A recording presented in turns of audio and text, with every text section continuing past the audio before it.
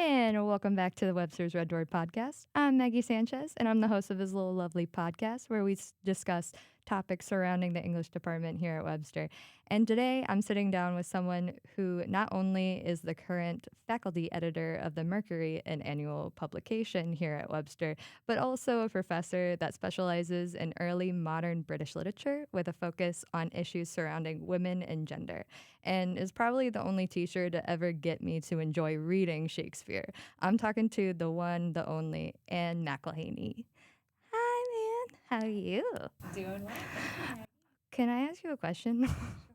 What is the Mercury? Like, I have no idea what it is. Okay. So the Mercury is an annual publication of the Webster English Department. It's a collection of primarily two different types of writing. One of them is outstanding student literary analysis essays from that year. And the second is honors theses that are written during that academic year as well. The theses can be either literary analysis or they can be creative writing. Oh, that's fun. I didn't know it could be like the creative writing thesis. Oh, And cool. any thesis that receives honors is put into Mercury. Oh, that's cool. So it's gonna be like little short stories and So they're poems short and stuff. stories, yep, parts of plays, one act plays, poems.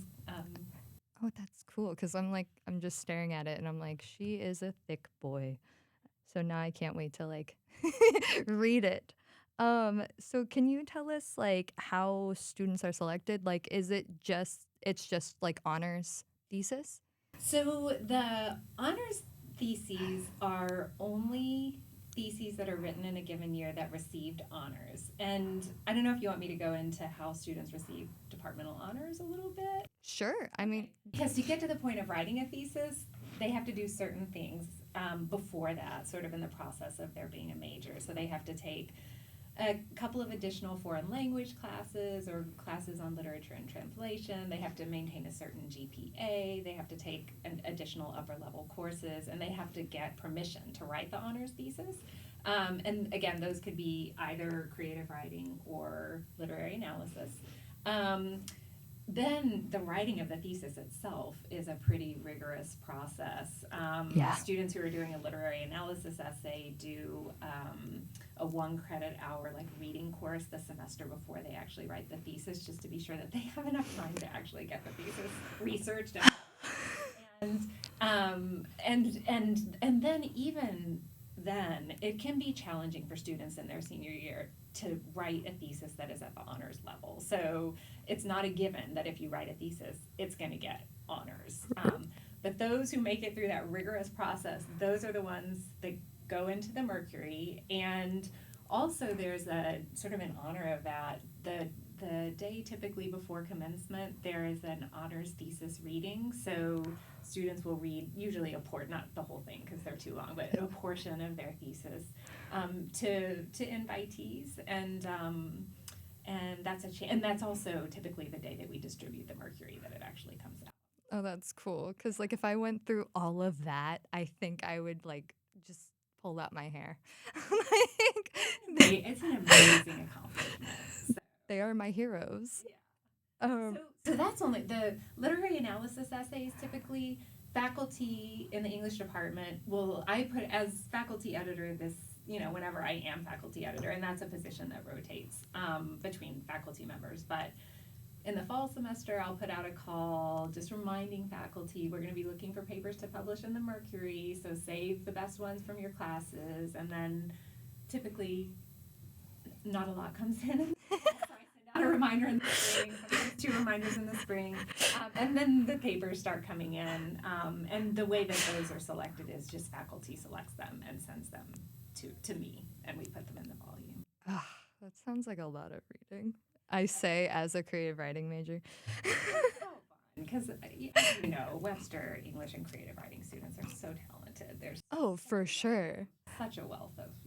I think like this current semester, M. Stevens got their work published, and I forget what the publication was called, but I was like, they were a part of like my creative workshop class, Yeah. and I was like, somebody in this group is gonna get published. Somebody. And I was like, ah, haha, M. And sure enough, yeah. Oh, That's yeah. awesome. I'm still waiting for more. So, how do students get involved in this? Because I know that there's editors. Yeah, so this is something fairly recent in the history of the Mercury, and I can go back into a little bit more of the history later if you would like. But I think this is the fourth year where we've had student editors. Professor Carla Armbruster initiated this idea when she was editing about 4 years ago, and just brought in a few students and made a sort of guided learning experience out of it.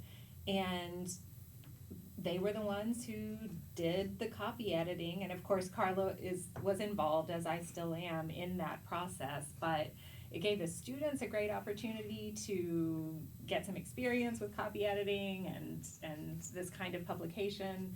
And it's also extremely useful because we, the faculty editors, it used to be, before the students started helping us, it was typically one faculty member was like the main editor, and then we would always have an assistant who was also a faculty member. That's a lot.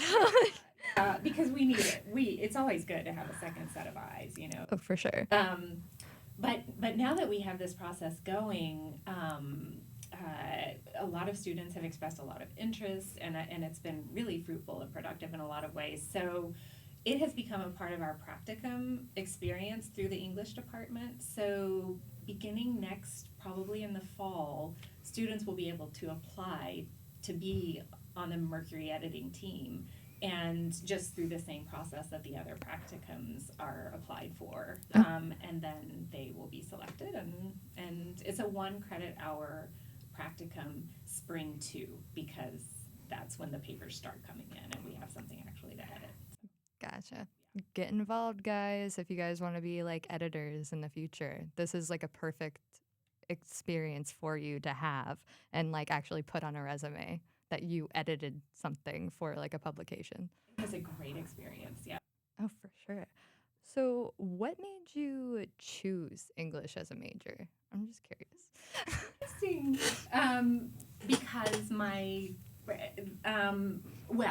I will just say up front, I have loved reading and writing for as long as I can remember. I was one of those kids who spent hours in my room, like with a book.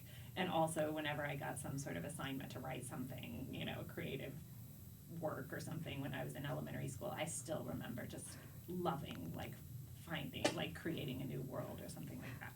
So that has been, like, a space where I have felt comfortable and passionate about my whole life. That said, when I went to college, I had no idea what I wanted to major in. So having taken Spanish since I had been in 3rd grade, since I was from Texas, I learned that if I took 1 Spanish class every semester through college, I would have a Spanish major. So I was like, well, I want to do that anyway. So I declared a Spanish major, but I had to declare a major like at the end of my sophomore year. But I had no idea what I wanted to do with that. There were a lot of people were saying, well, you could do secondary education, but that would mean taking the secondary education classes, which I didn't really feel like that vibed with you. Yeah. I didn't really want to do that. So anyway, I was like, well, I need another major because I don't want to do Spanish and I love to read and write, so I think I'll just do an English major. And I'm sure I was taking English classes at that time too. So I kind of fell into it. Why specifically British literature? So that focus came later when I was in graduate school. I just really loved reading, and Shakespeare is one of them, but I loved reading the poets too, John Donne, George Herbert, you know, Spenser, the ones that many of you have taken or will take in my British literature class. And that's me next semester. I really enjoyed working with them, I guess. And so that was sort of when I had to choose an area of focus as a graduate student, that was where I decided to go. Was Shakespeare like the artist that made you want to choose early modern and like get into that? And especially like women and gender studies? If you say no, will they rip it away from you? If I say no, that Shakespeare wasn't. Oh no. Oh, now I want to know who it is. Shakespeare came with the package, shall I say? Yeah, honestly, so I remember reading Shakespeare back in high school. I read Taming of the Shrew and I think they showed us a movie with Richard Burton and Elizabeth Taylor. I still remember watching scenes from that for some reason. That was I know. And then, and King Lear, similarly, I remember they took us to the library to watch that movie. And so Shakespeare wasn't so much my thing in high school, and then in college I took it and I enjoyed it, but still I wouldn't say that was what I was passionate about. I really became passionate about Shakespeare when I was studying. Well, actually, when I was a teaching assistant of a Shakespeare class under Catherine Moss, who at the University of Virginia, an amazing thinker, scholar, teacher. She's one of the editors of the Norton Shakespeare now, and something about I was studying under her even as I was teaching under her, and I don't know, a love of Shakespeare grew really. So it was kind of late, actually. I was already writing you may know this, but I was already writing my dissertation on early modern angling literature. And then the part of that project that most interested me was women anglers, which of course is related to gender. I mean, there were significant gender differences between the ways that women anglers were represented and male anglers were represented. And of course, one of the, well, maybe not of course, but one of the significant female anglers in early modern British literature is Cleopatra, and so she ended up making her way into my dissertation. But so it was kind of a parallel. Much of my dissertation was actually on prose, not on drama, not on Shakespeare. Oh.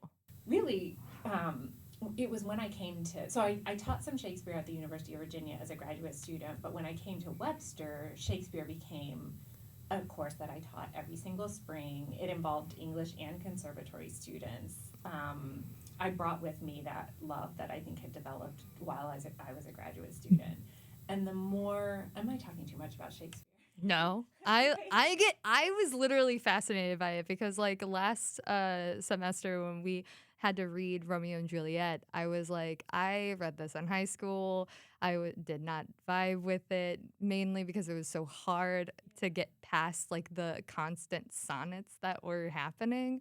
But then when we were like in class together having to analyze the text more, it really like brought out a part of me that I was like, oh, this is actually fun. This is fun. He's such like kind of like a troll. It's funny.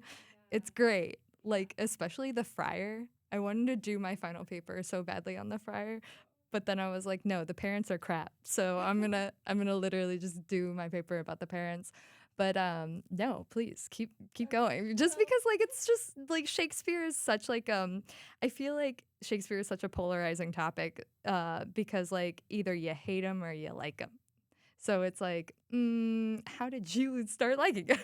So keep going. Well, what I will say, I mean, all I can say is my appreciation for and pleasure in reading and analyzing Shakespeare plays has only grown over the years. And I have to say that, and this, yes, kudos to Shakespeare, but also kudos to my students, because every time I reread every text that I teach, every time I teach it, before I teach it, every time I go back to these plays, even though by now I've read some of them probably dozens of times. That may be a slight exaggeration, but many, many times. I see something new when I'm reading. And then when I'm in the classroom with a group of students discussing that, I see more things new. That students, inevitably there will be something said in a class that I hadn't thought of before or hadn't thought of in that way. So it gives me that feeling of learning, which is so inspiring to me, like to get back in the classroom and see what else we can sort of figure out together. And I do think there's something in Shakespeare, in the brilliance of the writing, that continues to invite that kind of response. Oh, for sure. I feel like we still use like a lot of like phrases that he created. Like I think like one of them we still use is like a dead as a doornail or something like that. pretty sure that was Shakespeare. Yeah, I'm pretty positive that was Shakespeare.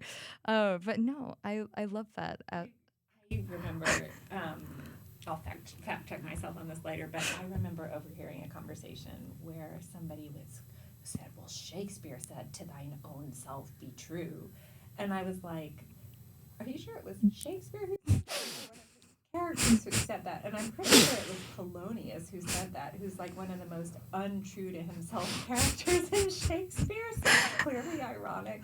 So we do, like, he's everywhere, but then it is worth, like, understanding enough to know that what you're quoting in a. An ironic, yeah. Oh yeah. I feel like that's a lot of Shakespeare. It's just irony.